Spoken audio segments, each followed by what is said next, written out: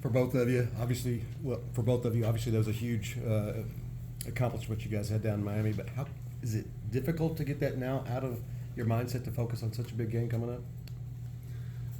Yeah, it was a big accomplishment for us to go down there and make history. That was a big thing for us, accomplishing one of our goals for the season. But I think with this coaching staff, with Coach Baum, has done a really good job of instilling in us this one-game season and just being able to kind of restart our focus. After we get back on campus or after the game is over. So we celebrated and we're really happy about the game, but I think we've already kind of turned the page and really have all our focus on this next game. And I agree with Bryan. Coach Brown always talk about one game mindset. So just that game was just big, just for the history of Louisville football. But now we got to turn the page and continue to keep building off our wins and get this next one, the biggest one. Quincy, I keep hearing people talk about how you're a lockdown corner and they never throw your way. But you do lead the team in pass breakups, so they're throwing your way a little bit. Are you just making the most of your opportunities or what? Yes, I try to make the most of my opportunities with the very few I get. But that just comes with preparation. Coach Ellis just tell me whenever the ball on your way, just make a play.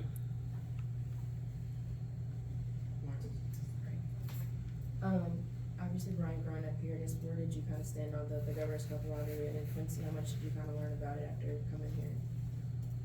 Yeah, growing up here, I'm from Georgetown, which is, maybe 15, 20 minutes away from Lexington, right in the backyard of Kentucky. So, grew up going to Kentucky games and things like that. I would say most of my family, friends are Kentucky fans. I wouldn't say that I was either way, growing up, but, both my older sisters, they both came to University of Louisville and were athletes here. And so, I understood this rivalry, and it is very personal to me, just being growing up in the state and being from so close to Lexington. But I would say growing up I was either way, but I learned pretty quick, especially once my sisters came to University of Louisville, kind of to the degree of what this rivalry means, to the city. Me personally, I learned very quickly, like being miles away, hours away, like I ain't know nothing about Kentucky and Louisville football. But when I got here, like you could be 9-0 or 1-9, but if you win that game, you did something big. So like they take it real. That's like a championship game to the fans. Yeah, I think you were here 2 years ago. The game was pretty ugly. They won, as they have a number of times, pretty decisively. A lot of L's down. At the end of the game, is mainly Kentucky fans in the stadium. Does that stick with you? Did it motivate you at all? Or is that how do you deal with it, or do you just forget about it? Absolutely. Like you said, they've won the past few games, and credit to them and the job that they've done in this game. But just talking individually, that does stick with me. I do keep that in the back of my mind, and as I think anyone should or could. But and like I said, with me, it's a little bit different than some people on the team. We all understand the rivalry, no matter where you're from, just being a part of this program. But me just being from the state and just being so close to them, like I said, most of my friends from back home are UK fans, and that kind of thing. But that does stick with us. But we're focused on this game, and that whatever happened in previous years doesn't really matter right now. So, Bryan, how much tape have you watched of Kentucky? You watched a good amount already? Yeah, pretty good amount. Yeah. Does Walker kind of jump off the tape, big guy in the middle of the line? Oh, definitely. Yeah, he's a good. They have a lot of good players on their defense. He's definitely one of them, and he's done a really good job this season. So, for all of us on the offensive line, it's going to be a challenge for us to put out our best game against them and see what we can do.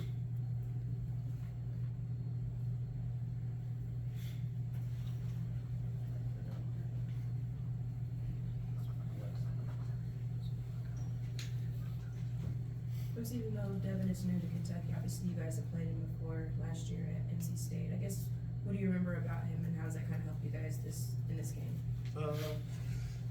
Just remember him last year, like he's a good quarterback. Like no matter what team he's gonna be on, he made good plays, he made bad plays. Just in a new system, so he's fairly new to it, but I feel like he's a smart guy. We just gotta adjust to him, and I don't think it's no biggie though. I think we can handle him. Just keep watching our film on him. Keep doing what we do it day in, day out. Question for both of you guys. Obviously, huge emotionally charged game, and you guys seem to know the magnitude of it all. How do you go about balancing that with trying to stay emotionally grounded and not let emotions take over during the game, before the game, and all that? Just keeping level.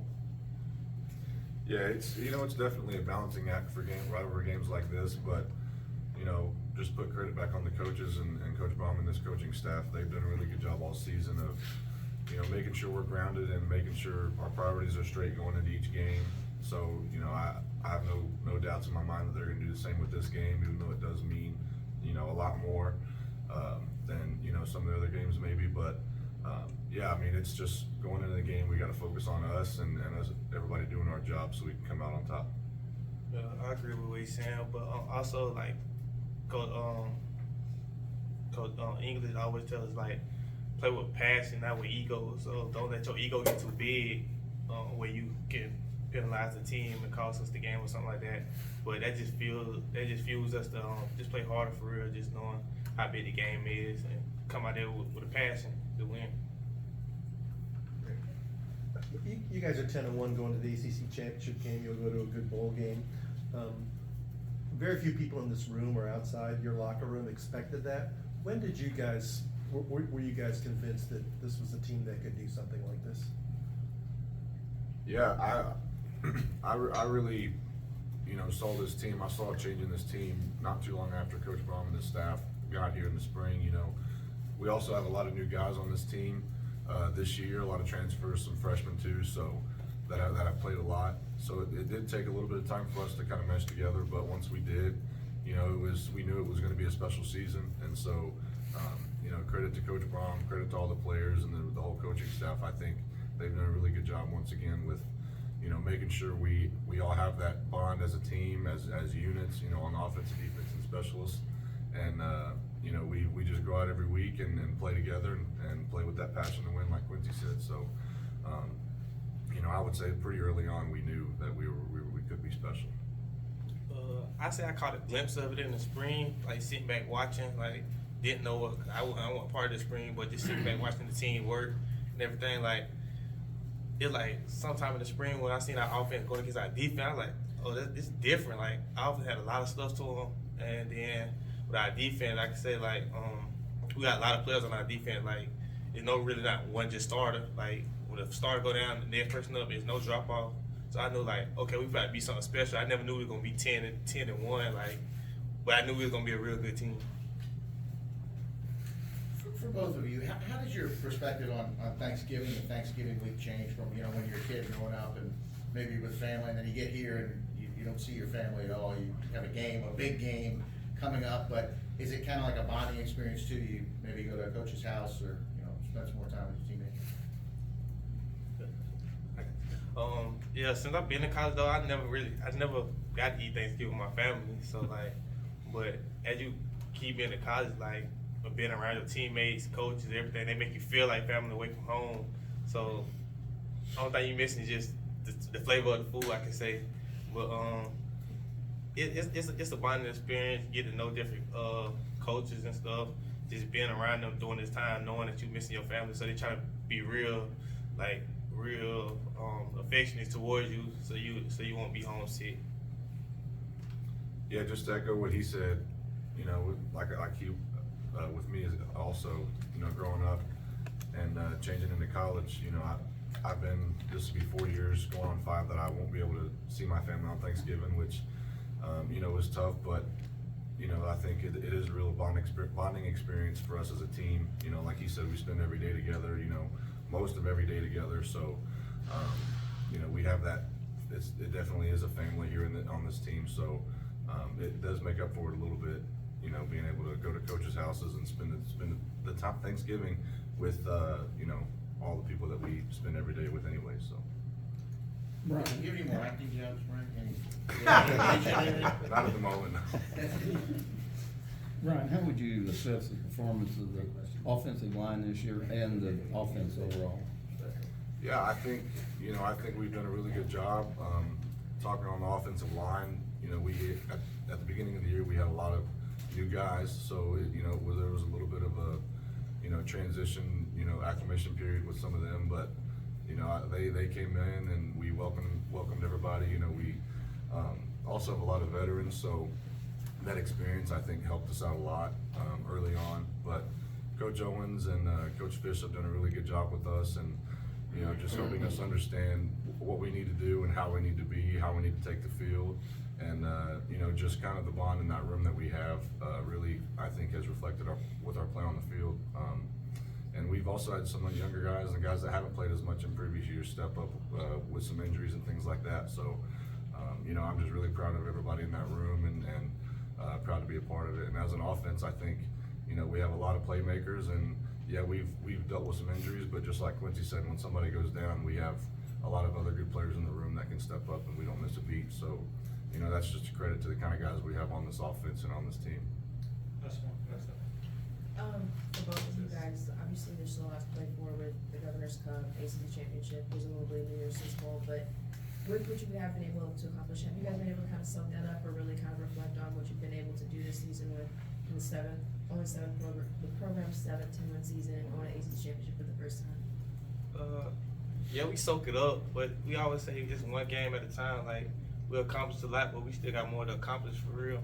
So we just take it one game at a time and just say we congratulate ourselves because it's hard to win. So after the win, we see what we messed up on to get back to the next one so we can win again.